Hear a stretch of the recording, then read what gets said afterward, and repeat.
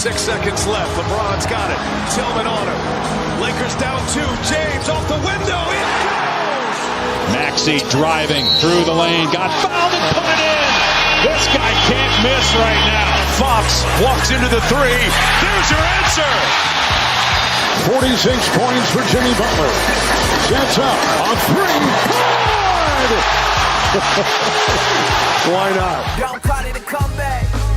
The NBA playoffs are back. True. Round 1 is heating up, and the drama is just now starting to get real good. And guess what? We've got Ryen Russillo here to answer all our comeback questions. Plus, will running backs make a comeback in this year's draft? And can the Jets emerge from darkness with their new quarterback, Aaron Rodgers? From Wondery, I'm Shek and Shazier. And I'm Dave Damashek. And this is Don't Call It a Comeback.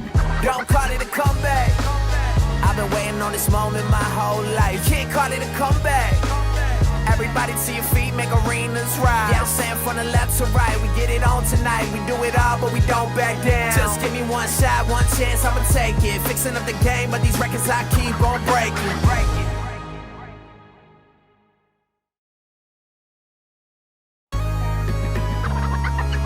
Hey, Shaq, let's get into these NBA playoffs. Your wish is my command, 5-0. LeBron and the Lakers are coming back from their awful start to the season with a little added motivation from one Dylan Brooks. I poke bears. I don't respect no one until they come and give me 40. James drives. James is fouled and one. LeBron. Oh, I love it. Real rivalries are making a comeback. Plus, the Kings came back to the playoffs, but they'll have to get through both the defending champions and De'Aaron Fox's broken finger if they want to keep lighting that beam. Fox playing with his food. Shifted Green. And fourth quarter Fox has been activated. And one for Stephen Curry. The Wizard with the basketball. And in Philly, the Sixers have already advanced to the second round once again. Is this the year, though, that Embiid and company finally break all the way through? For all that action and more, we've got a very special guest with us. It's Ryen Russillo. What's happening, man? Welcome to Don't Call It a Comeback. Thanks for having me, guys. I'm fired up to try to figure out all the stuff that I spent watching the regular season not happening in the playoffs. Hey, Ryan, I want to say thank you for coming today, and I want to get right into it. You know who really needs a comeback? The Bucks. We're taping before Game 5, and let's assume Milwaukee wins at home. Can they make a comeback and avoid upset? I actually still think they can, and maybe that's being really stubborn about this whole deal. Even without Giannis, I think Milwaukee should win this series. They have 5 of the best 7 players, if you run through it, other than Bam and Jimmy. I mean, without Hero, there's some really nice role players. They've done a great job developing players. Spo's probably the best coach in the NBA, but this doesn't make any sense. And I feel like once Milwaukee lost Giannis in Game 1, it was, okay, we're a little thrown off. Butler's coming for your soul. They weren't really ready. Like, that makes sense. And then in Game 2, they had 84 points at the half. And I'm like, okay, we're good. We're back to normal. They go down to Miami. Miami's dribbling through everybody for a team that's supposed to have enough size and length defensively. Maybe they're just getting slower. But then Giannis comes back for Game 4. And like that was the most certain I'd been about a series going 2-2. I was like, this series is going 2-2. And even as it was playing out, Butler going for 22 points the first quarter, he was so tired from that I don't even think he got his energy back till like midway through the third, scores 11 points there, and yet still Milwaukee goes up big enough late into that fourth quarter where I'm like, okay, everything is back to normal. Everything is back to normal. Because this Miami team last year, who I didn't love, is a shot away from making the NBA Finals. That was a great shooting basketball team. This team is one of the worst offensive teams we had all year. They were 25th in offensive efficiency. They're down there with 5 teams that were trying to lose, and Miami's down there with them. So even with this Butler performance, which was an all-timer, he really is something that, it was just special to get to witness it. Like, it was one of those games. There's not many of these in the playoffs for a guy going off like that. To see it all happen, despite, the emotion of it, I still try to step back and go, I can't believe that Milwaukee's going to lose this series. So, yeah, the odds are against them now, but you can see the betting odds for it where it's not great value to bet Milwaukee to come back. Like at 3-1, the odds are like paying you nothing because people still think they can turn this around. Man, see, I think people forget how good Jimmy Butler really is. Man, he just dropped 56. Playoff Jimmy, man, he's like three people, man. So I think he's going to really make a statement, and they're going to close out Milwaukee in Milwaukee for Game 5. That would be even maybe more surprising, but go ahead, Shek. That's right. Underdog stories are marvelous too, but there's nothing better in sports in my book than when everybody in the whole joint on both benches, in the crowd, the people watching on TV all knows the only chance that this team has is if that guy steps up, and then he steps up. That's nails. That's the best thing in sports. At the expense of Giannis and company, are you, though, talk about comebacks, are you rooting for a 90s comeback, a Heat Knickerbockers head-to-head, 7 games, 77, 74 final scores, Riley, Van Gundy, all the rest of it? No, I mean, let's not kid ourselves. That I don't think I'm much of a fan anymore, but I wouldn't want Boston to be watching Miami and the Knicks. Look, I guess what you're saying is the second round part of it. So Philly be playing Boston if Boston gets through Atlanta here, what I would expect. So yeah, look, I always thought Cleveland was more talented, but it's pretty clear their lack of scoring is an issue. You can see where NBA teams, the way they're designed, you want to have as many guys on the floor now that you have to guard. Like I was joking with somebody the other day. It's like it used to be like, oh, we could have a 3-and-D guy. Now everybody who's a non-offensive player has to be somebody who can hit a 3 and hold up somewhat defensively. And the Knicks have a ton of those dudes around the center combo that they have. There's 4 players you always have to guard. And it feels like with Cleveland, too often they'll only have 2 people that you have to defend. So New York's put it on them. I would love to see something like that. I don't know it'll ever be that. I mean, those series were so nasty and vicious, and the Riley factor of all of it. Alonzo being around, that Knicks team wasn't that great, that made it to the finals in 99. That was a really strange shortened season because everything that was going on with the labor stuff. But that was the kind of series where if you had no rooting interest whatsoever, you wanted to see those again. I mean, I'd like to see it for the Knicks only because, they were up 2-1 losing their minds. Imagine if they actually got to the second round. Oh, it would be the best. I mean, the basketball, the Knickerbockers are one of those brands that the sport is always better when they're relevant. Man, I can't agree with y'all with that, man. Like, the sport is better when a team is involved. I think just the sport is good as a brand. It's like when they say the sport is better when Indiana basketball is playing well. Like, come on now. Like, basketball is basketball. If the brand is good, the brand is good. I think I understand what you're saying because, one part of it you could say, well, look at the TV media deals with the Knicks. Like when you really dig into how bad the Knicks playoff history is, like they're hanging on to this thing that was almost 3 decades ago now. But when you talk to any player that talks about what it's like to play in that building. So yeah, could you say the whole Mecca thing in New York City basketball and New York City point guards, all that stuff is like history and that they're hanging on to it? Yeah, I think that's accurate. But there's no denying that crowd is incredible from 100%. The jump.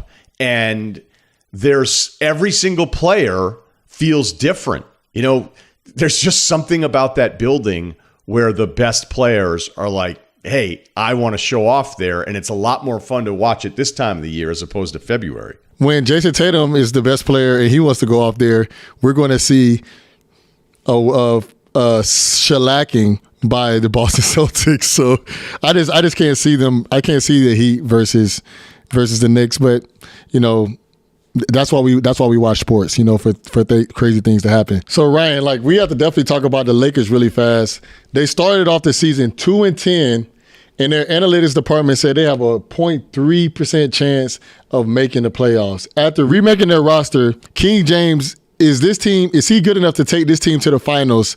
And is Anthony Davis all-time feast or famine guy? I think the Lakers can make it to the Western Conference Finals. I wouldn't pick them to win the West. They deserve all the credit in the world for remaking a roster where when it was bad, when they were 2-10, you'd be talking to other teams, just guys BSing about the league, being like, hey, who's the 3rd best player in the Lakers, right? And that's when Westbrook is just an awful fit for them. Doesn't make any sense. They should have never done it. We've already gone over all those lessons repeatedly. But they improved their number 3 through 9 on the fly in season in a way you just don't see very often. Yeah. And look, I'd argue that maybe the ultimate price, like we'll look back on some of the deals for this year that doesn't guarantee anything. Like if they were to lose in the second round and then this pick comes around years from now, you're like, wait, they threw that pick into that? Like, I think that's always important, but everybody wants to forget it in the moment because of what's possible now, because the West feels very wide open, because Denver's not taken seriously as a threat, which is probably at all. But it's not fair to them. But until you've done it, it's just those are the rules. Yeah. Sacramento Sacramento and Golden State. Nobody's necessarily afraid of either of those teams. And then you have this Memphis situation where, let's face it, like they're undermanned and they're probably, I don't know if they're going to learn from the ass kickings, because this is like 2 years in a row, if they don't get through this and come back, which I doubt they will, where they love carrying themselves a certain way. And then when it doesn't go their way, they get real petulant, real quick. And it's like everybody else's fault. And like, how can you be Dylan Brooks to say, I like to poke the bear, and then decline talking to the media two nights in a row? I mean, that's just awful. So there's a weird thing with them. So anyway, back to the LeBron part of it. I think they could get to the Western Conference Finals. I still don't know, and I know this sounds crazy the morning after he plays 45 minutes and has the game-tying shot and has 20 rebounds. I don't know if he'll have enough. And then AD every other game, like I felt like when he was touching his rib cage, I'm like, he's going to be already out for game 5 if they go up 3-1. Now, I don't know that. That's just what I was thinking back home. So it feels like everybody's a health bet. And maybe the one team talent-wise that I think is more talented than them is certainly Phoenix. But even them up 3-1 in this Clippers series, I've kind of been like, man, I wanted to see a little bit more domination than you in every one of these games, with them missing 2 of their guys for 2 of the 4 and Kawhi or Paul George for all 4 of them. So it's a wide open deal. It still would surprise me if we're talking NBA Finals with Lakers promos. That would be the surprising part of it. And to AD, I love his game. He was MVP level stuff for those 2 months. He's never been able to keep it going consistently enough in this second act in his career. But when he's right, he's one of the 5 best basketball players in the league. The problem is every time he falls down, you wonder if he's getting back up. Well, wait a second, because I do want to lean into that. Maybe it's hyperbolic on my part. I don't think I can recall, I'm sure I can't recall, a guy, I'm not talking about all-star level. I'm talking about one of the best in the game. As you say, when he's right, one of the 5 best in basketball. Can you remember anybody in any of the major sports whose tides ebb and flow more than that guy does? It's wild. Kawhi.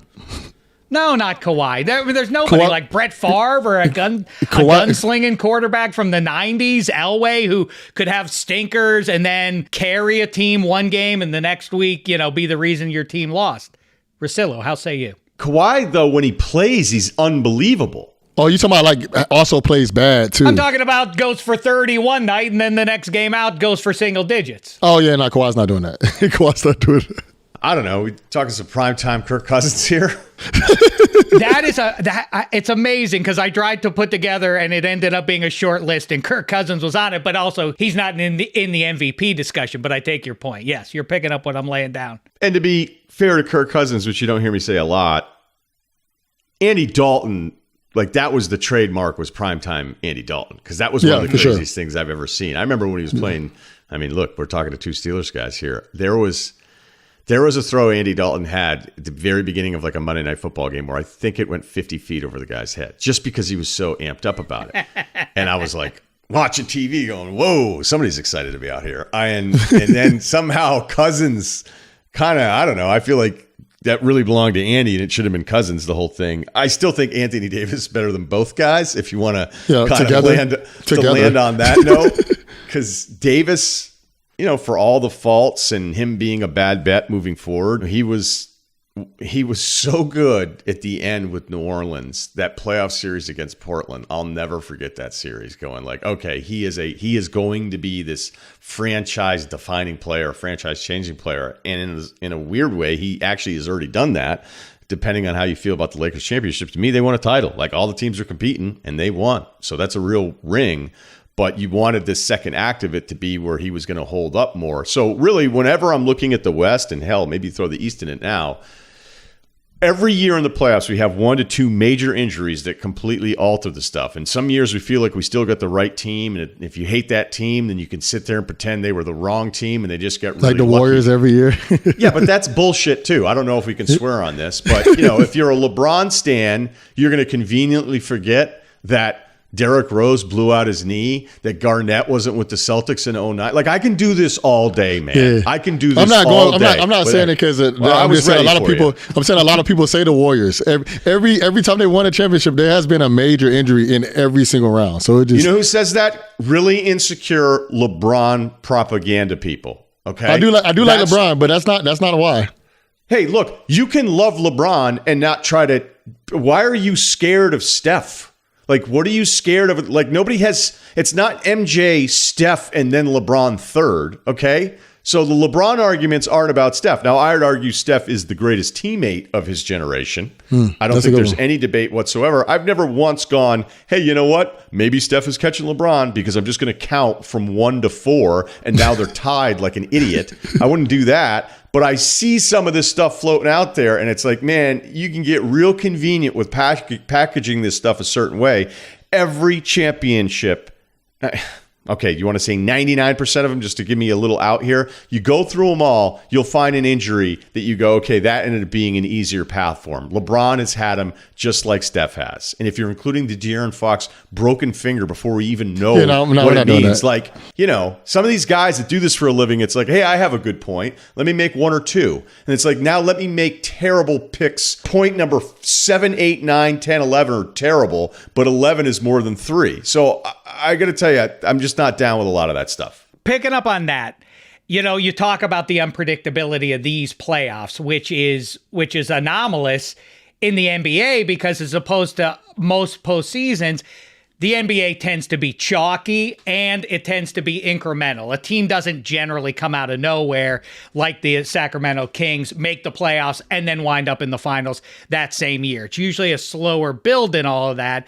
And some of it is because of the reverse of what you're talking about. The Dubs were one thing most of the season. Then Wiggins comes back in and they're very different. The Lakers are different with AD healthy and so on. Which of these do you... I mean, I keep making the comparison to Gremlins. Remember Gizmo? He was one thing. He was soft and cuddly, and you knew what he was, but then you poured water on him, and all of a sudden he turned into a monster. I feel like that's what a team like the Dubs potentially is in this mix. Do you think they can overcome, especially with the broken finger, as we mentioned with Fox? How far can this Dubs team make a run in a imperfect West here? I still think they can get to the Western Conference Finals. I picked him against Sacramento. I kind of felt like they'd come back and take care of business at home. Their road situation this year is one of the strangest things ever. Right, yeah.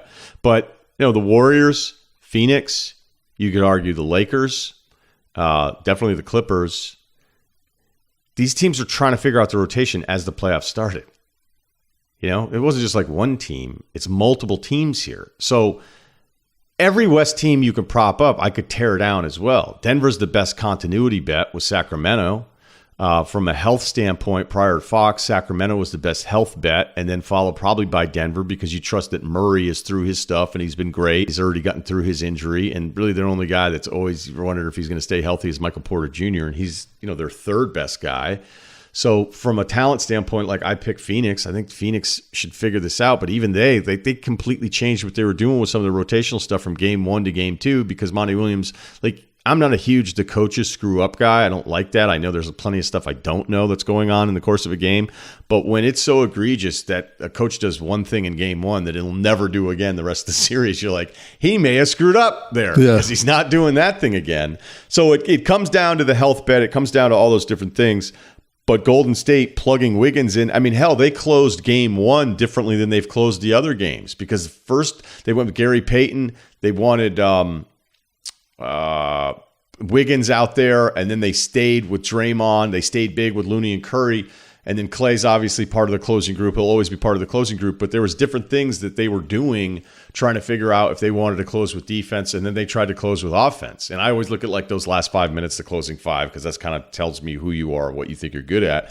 It's just such a strange season. I know we've had multiple strange seasons, but like another factor is the lack of dominance at the top. As you said, Shek, this is about chalk. The NBA is usually like 3 teams, and then it'd be really weird if a team outside of that won an NBA title. This year, the Celtics led the NBA in point differential at just over 6 points per game. That's the lowest point differential of the NBA leader since 86-87. So it speaks to the dominance part of it, where I think the East is deeper at the top, and there's all these options in the West. But we're talking about a real list of 7 or 8 teams. So it's if you're looking for the person who's really definitive about a team getting through all of this the next month and a half, They are much better at this than I am then. Because I was about to ask you. Right. I was about to ask I'm you. not. I'm like, you keep wiggling around, and I'm about to say, who's coming out of the West? Well, you're asking me if I think they can, and I just wouldn't be that dismissive because of how wide open it is. I'm picking Phoenix. Yeah, that's what I meant. That's what I'm asking. Yeah. That's what I'm asking. Yeah, I'm picking Phoenix, and if Rob Williams is healthy, I'd pick Boston coming out of the East, but I never think he's going to make it through this whole thing, too. So, if Giannis is back and fine, I think those are the two teams in the East, but I don't feel good about any of it, man. I spent 6 months watching this, and I've just kind of Jimmy Butler last night made me go, when the Clippers were almost going to win Game 3, I'm sitting there going, do you know anything about this sport? Yeah. So speaking about Phoenix, and speaking about great teammates, your guy Chris Paul averaged the fewest points of his entire career this season, but he looks awesome right now in the playoffs. Do you think we can Game get 4 he did.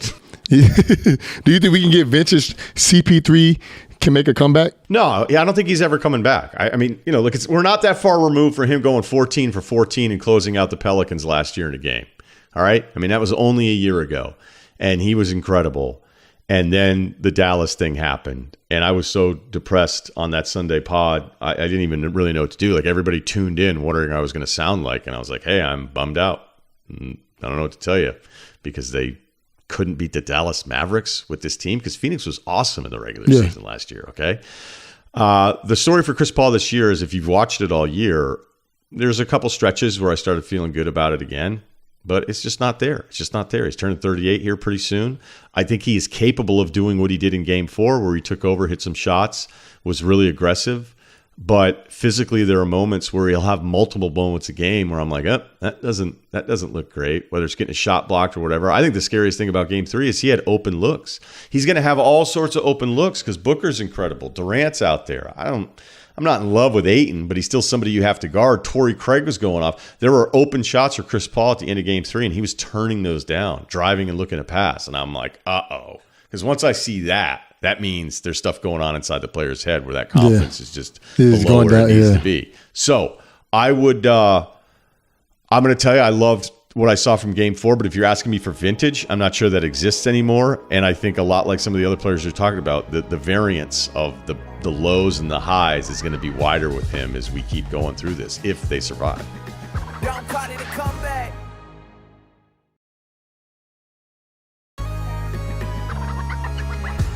Boy, I'm a pedigree snob, so Booker and Durant as your 1-2 punch should carry the day coming out of the West to answer the question you didn't ask me, Shazier, which is who's going to emerge from that conference. Do you think, James? Well, listen, I'm not down on LeBron. Or I like that team. I've liked that team, since the trade deadline. Now, Russillo, do you think, let's play a little what if here. Now they purge, I can't remember a bigger shift than this in the last couple of years. Russell Westbrook walks across the hallway and is a completely different player. A little what if. If Kawhi is right, is that the pick to come out of the West? He's not right, and the ship has sailed at this point. And Paul George or just Kawhi? Well, I mean, we knew going into the playoffs, Paul George was going to return.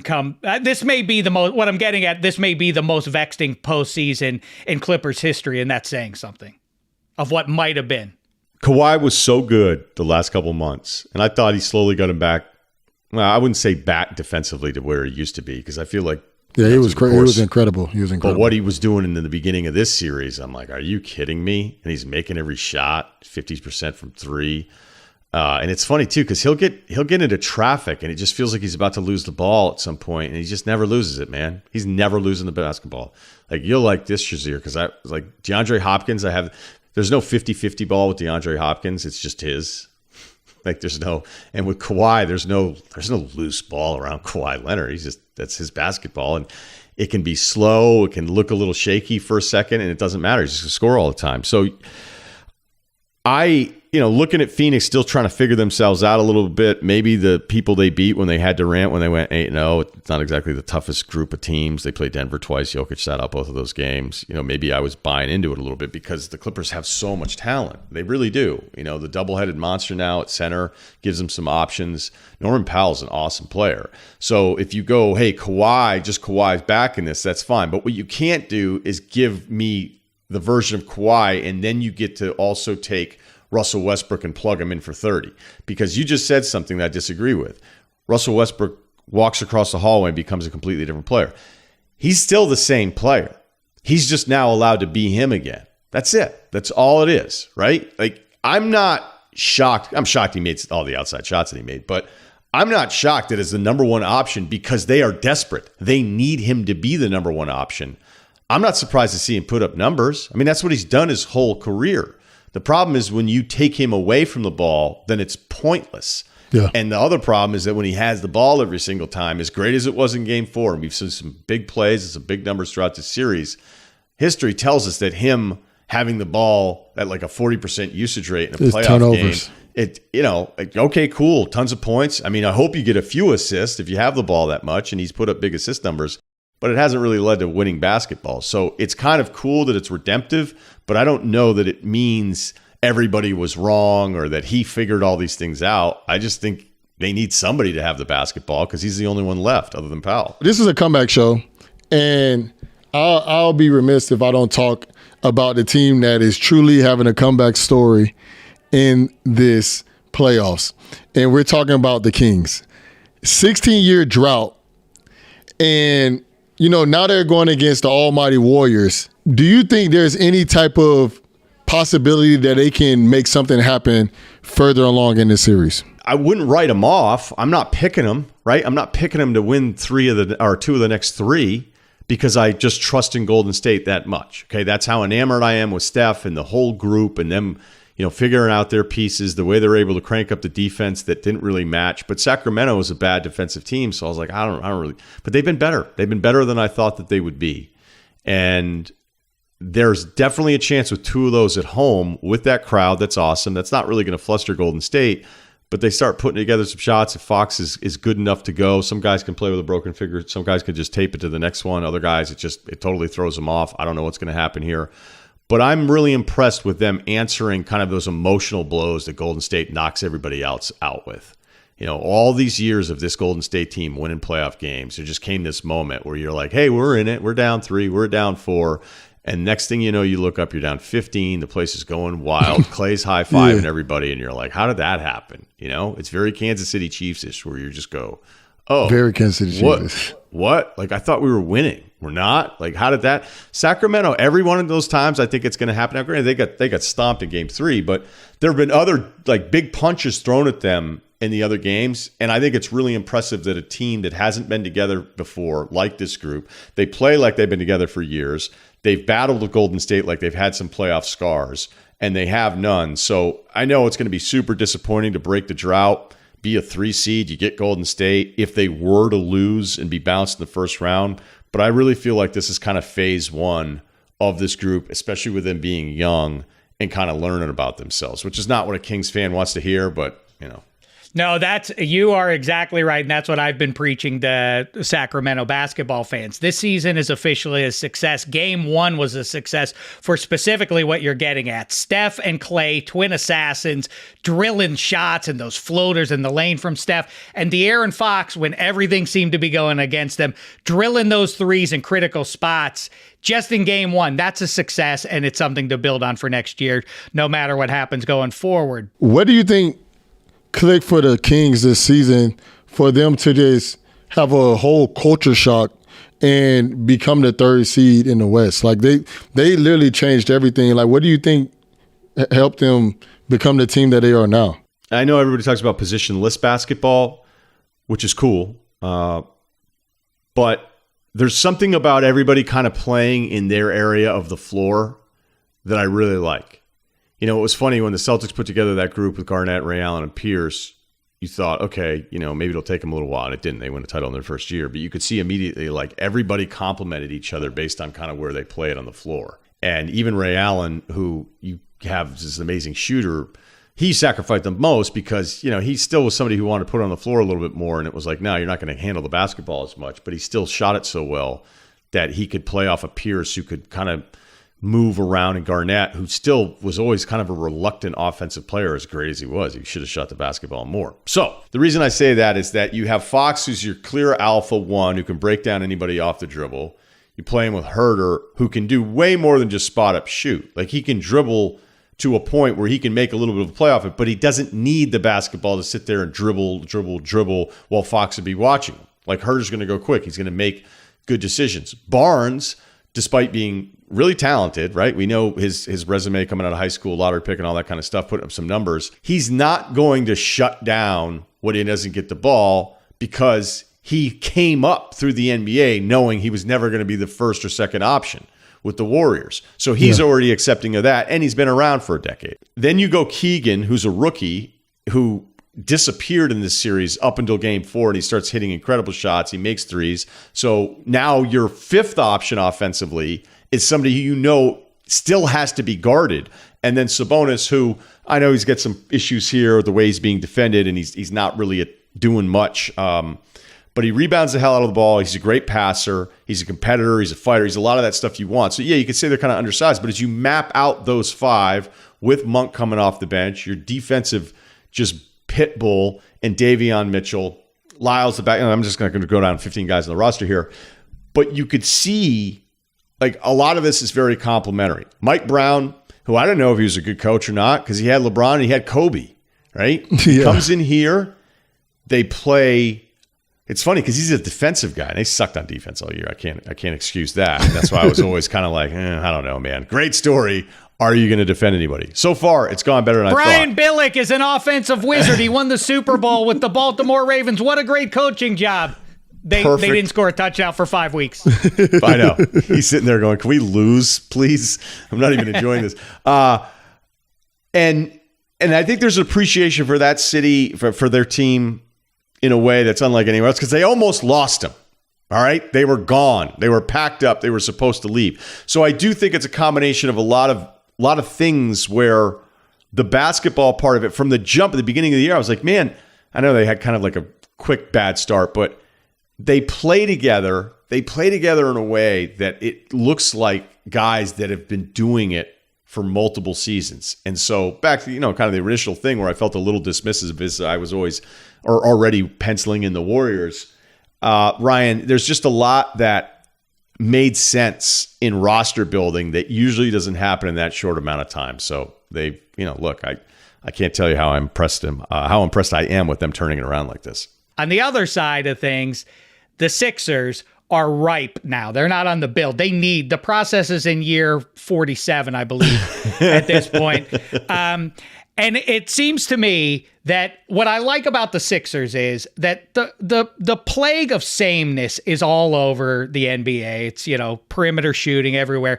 At least the Sixers pound the ball on the low block to Embiid, and there is no answer for him. How far can they take this brand of ball in 2023? It's really weird because, man, they sweep a team. They take care of them. I mean, what else do you ask of them? Sweep a team. Brooklyn was very good. I always kind of felt like, and I've said it a few times, that like Brooklyn hanging on to that 6 seed tricks some people into thinking like, man, post-trade, they were below 500. They were like 11 or 12, depending on which date you want to look at, when all this stuff started shifting over. That was a nice cushion to have. So it kept them up in the standings because all the teams behind them were kind of jostling still. So Philly does everything you could ask them, and I still didn't like what I saw. And now we enter in another Embiid part of this. It's funny because we were watching Sacramento and Golden State, which we were talking about it, and I'm watching that game going, like, how would Philly play in this game? Like, what? And maybe they went slow because they didn't care and they knew Brooklyn didn't have a chance, but they also like to go slow. They like to go really slow. Harden likes to go slow. And I've never been a Harden fan as far as the playoffs go. I've been much more positive about Embiid, but like, it's entering kind of that make or break stretch for him, even though I think most people look at Milwaukee and Boston and like them better if everybody's healthy, where I think Embiid, for a star and somebody who's going to likely win an MVP, he's who I voted for. I really struggled with that vote right up till the very end. But the reward is, hey, here's all your accolades. And the downside is now we're going to dump on you all the time if you don't get out of it, if you don't make it further in playoffs. And he hasn't ever gotten out of the second round, yet he hasn't really been destroyed. I think some of the ways the other guys get destroyed for a lot of that stuff. So I don't feel great, even though, as I've said, it feels a little unfair to watch a team after 4 games in sweeping going, yeah, I don't know. I'm not sure I see it. Don't call it a comeback.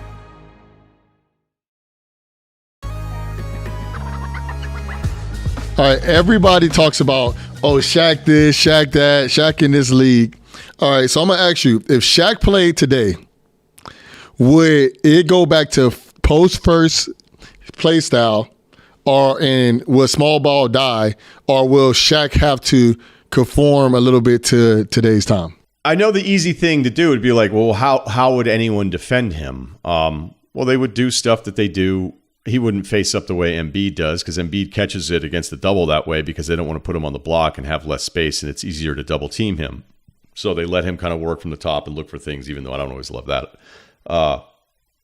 I just don't know if in today's game they'd be like, hey, let's run through the post. I mean, it sounds ridiculous having Shaq. I mean, clearly he'd be getting touches and all that kind of stuff, and he might beat you up, but you might be trading 2s for 3s all night. You might be. And like, for all the generational protectionism that we see, I don't even know if that's a real term. I think I may have just invented it.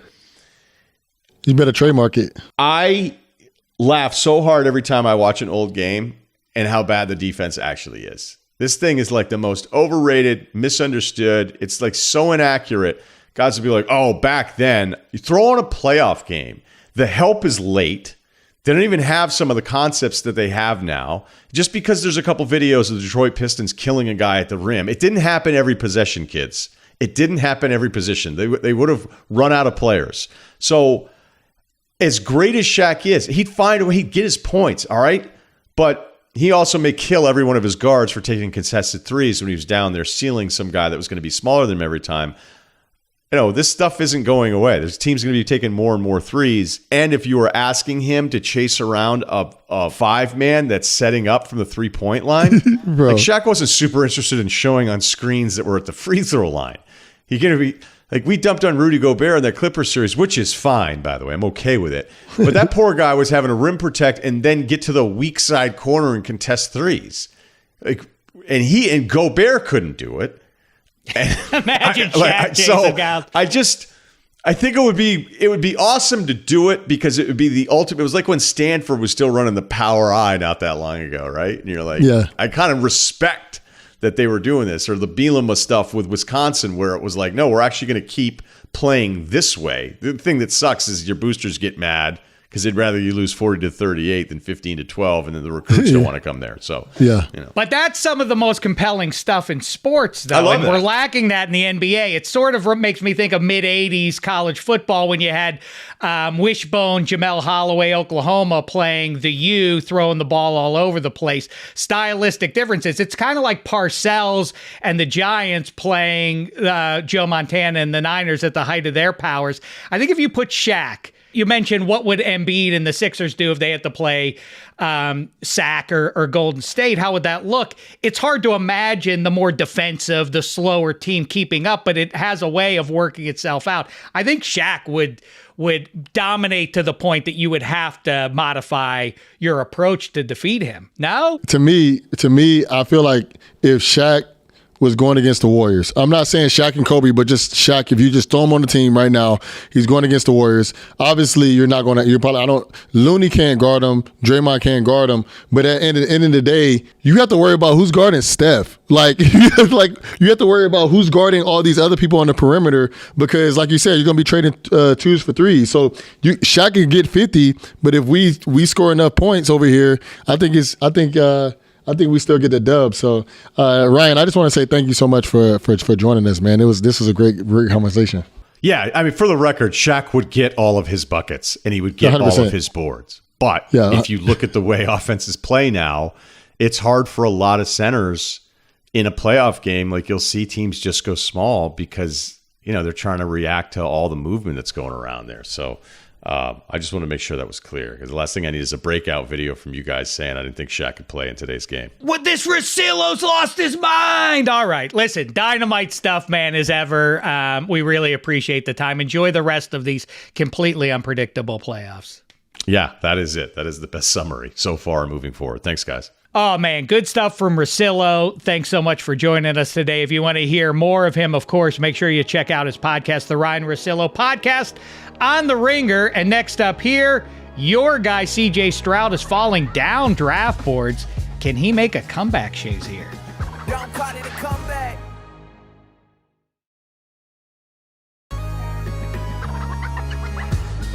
Okay, time for some other comeback stories in the news we need to give a look at this week. It is the check down. Aaron Rodgers, in case you've been, away in the darkness somewhere for the last few days, you might have missed it. He's officially now a New York Jet. Shazier, for the first time since the days of Broadway Joe, are the Jets finally back? Some days I think they're going to be back, and then some days I don't. And I would say that they're going to be back. I don't think they're going to win any championships, but I think they're going to be back. I think that they're going to make the AFC East extremely competitive, and that they're going to be in contention for a championship, but I just don't see them winning one this year. They have all the pieces. They have the offense. They have the defense with Sauce Gardner, with Quentin Williams on the defensive side, with Garrett Wilson, Breece Hall, Allen Lazard. They have the weapons and they have the coach. So the biggest thing when it comes to sports that people fail to realize is chemistry. That's why the Chiefs are so good at winning, because of the chemistry that they have. And Aaron, if he's going to go to the Jets, I feel for him to be competitive, for him to win, for him to have a team that people think is going to win a championship, he's going to have to work as hard as Patrick Mahomes, as hard as Joe Burrow when it comes to putting in that off time when nobody else is looking with his guys, like Breece Hall, like Garrett Wilson, like Allen Lazard, where he can build a relationship with these guys so they understand exactly what he wants. If they don't do that, I think the Jets are going to be an exciting team to watch. But when it comes to, winning the championship, taking the reins from the Chiefs, if he's not willing to put in that work like that or willing to do that when nobody else is looking, I don't see them winning it. What counts as a turnaround or being relevant again is different for the New York Jets than it is, say, the San Francisco 49ers, the Cowboys, the Steelers, teams that have different levels of aspiration. And if you're a Jets fan and the goal is the Super Bowl, I hate to, be a pessimist, but it's been 13 years since Aaron Rodgers got that other team to a Super Bowl. So the assumption that he's now going to be the difference maker for you in the mighty AFC is maybe expecting too much. How about you win double-digit games, and we'll go from there. Texas running back Bijan Robinson may be the best prospect in the whole NFL draft this season, but no one wants to pay up for running backs, so some project him to fall out of the top 20 picks. 5-0, will running backs ever make a comeback on the level where they used to be in the last millennium in pro football? The reason I don't feel that running backs will make a comeback the way they used to be is because you can get so much value in a guy in the later rounds. Like, think about it. Austin Eckler, undrafted. Le'Veon Bell, second round. Alvin Kamara, second, third round. You got all these dynamic backs that went later in the draft, and they're the household names. Obviously, the best running backs in the league right now are all first-round dudes, if you really think about it. King Henry, Christian McCaffrey, when you think of Saquon Barkley, even the guy from last year, Josh Jacobs. When you think about those guys, they've done everything they need to do for teams to feel that, hey, they prove their worth. But you can get so much value from a guy that you don't have to get in the first round, build up your team, build around a guy. And I just think it'll be really hard because they get beat up so much. And the way that the NFL is going right now is points. And most of the time that's throwing the ball to a receiver, throwing the ball to a tight end, or even throwing the ball to a running back and not going through the hole as much as they used to. I feel like running nowadays is more of, hey, I need you to respect this, than, hey, this is actually something I'm leaning on. It's only a few teams that actually lean on the running game like they need to, and those teams haven't won a championship in a while. I don't know if I agree with that last part that you just threw in there. The Eagles came pretty close to doing that. The Niners love to run the ball around a ton. Win. The Pittsburgh Steelers are attempting to do that, it would appear, in 2023. I hear your larger point, though. To me, the issue is the physical attrition, specifically for the running back. It just isn't worth it at the NFL level in a salary cap era to pay a second contract to a guy. Now, drafting him in the first round is another matter. I think if you perceive your team to be close a high-end runner like Bijan Robinson can be the finishing piece that makes a difference between making the playoffs and making an actual Super Bowl push. So maybe I disagree with you a little bit on some of the specifics you say, but I agree with you. It just is not worth it. If you are a high-end athlete, yes, you want to win, but you also want to get rich while you're doing it if you're playing in the NFL, and there are better paths to doing that than playing running back in the 21st century. I have to ask you a question. Shek, I have to ask you a question. So with you saying that, Bijan Robinson, you're saying if you're one player away, you feel you're a running back away. If Bijan Robinson was on the Eagles now, do you feel that the Eagles would have won the Super Bowl?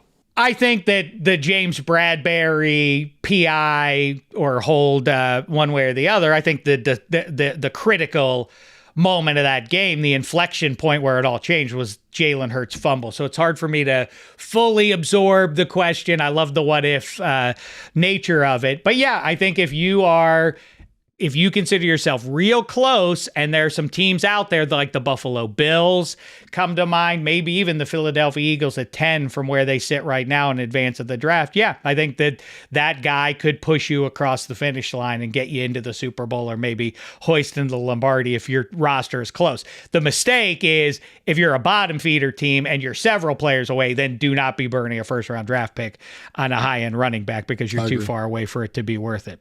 After being the consensus QB2 on draft boards, in fact, he was the number 1 for some people, since the combine, C.J. Stroud, your guy, has plummeted down draft boards in the past week. Shazier, can C.J.'s draft stock make a comeback, or maybe it never fell off at all and it's all just a smokescreen? Where do you come down on this? I don't like all this pushing a player down towards the end of the draft, devaluing guys. Oh, now they're showing the score he had on his IQ test and his decision making test. If you go back to the last 2 seasons where we seen all these quarterbacks, you seen Bryce Young, you seen Bryce Young, you seen Anthony Richardson, you seen Will Levis, you even seen Hayden Hooker. With all these quarterbacks, you can't really name many players that had better seasons, besides probably Bryce Young, that had better seasons, both seasons, than C.J. Stroud. And the thing that I also don't like is that there's like, oh, he can't be a winner and this and that. And I was like, this dude is a winner. Every single quarterback that's getting drafted right now, none of them won a championship when they were holding the reins of a team. Bryce Young won a championship, but it wasn't his team when they won it. So the thing is, I don't understand this. CJ has done everything he needed to do to prove that he's a great player. Oh, I'm sorry. He had one bad day where he took a test, and one guy said, I never seen a good player that took a test like that. To me, it's just, everybody, sometimes I feel like they judge a little bit too much when it comes to off the field things. And I feel his draft stock might not make a huge comeback, and somebody might, it might be lies. It might be just trying to pump up smoke so he can slide in somewhere, but I don't, if his draft stock slides, I don't think, if all this stuff is true, that's very unfortunate because you're playing with somebody's money. But I definitely feel that CJ is, out of all these guys, is the one that's most pro-ready right now. The rest of these guys to me, are projects besides probably Bryce. I think it's about whether or not, consider the circumstance specifically when you're talking about a college kid. Did he elevate the unit that he was on? I think that's the measure. It's not whether or not he won national championships. Eli Manning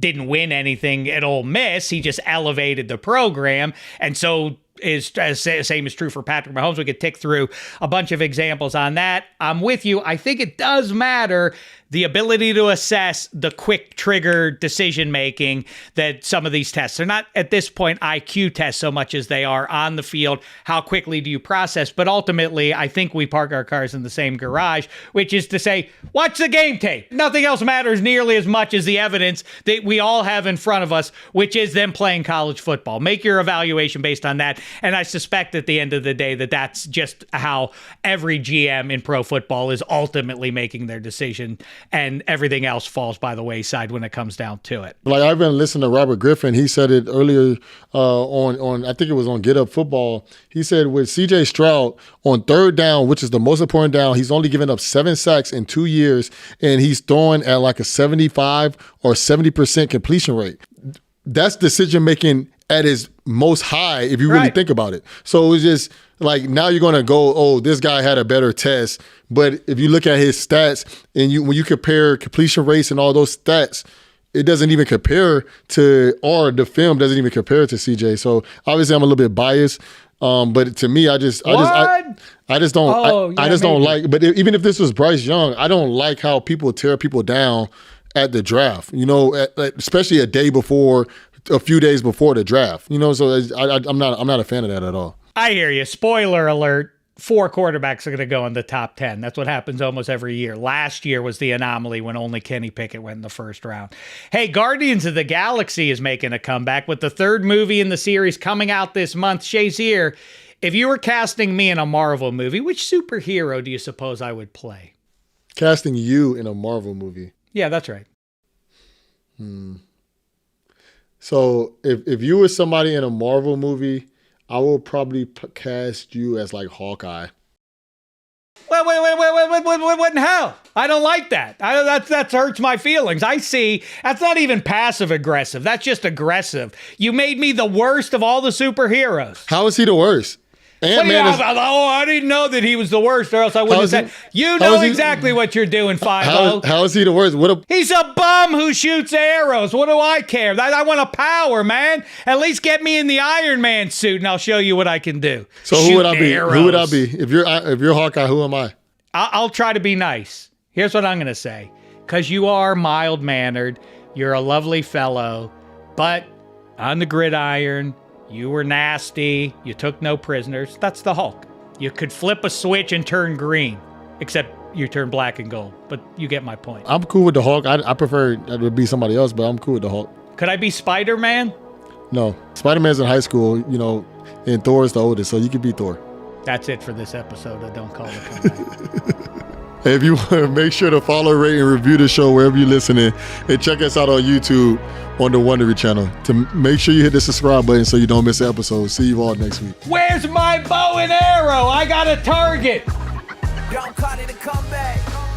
I've been waiting on this moment my whole life. Can't call it a comeback. Everybody to your feet, make arenas rise. Yeah, I'm saying from the left to right, we get it on tonight. We do it all, but we don't back down. Just give me one shot, one chance, I'ma take it. Fixing up the game, but these records I keep on breaking.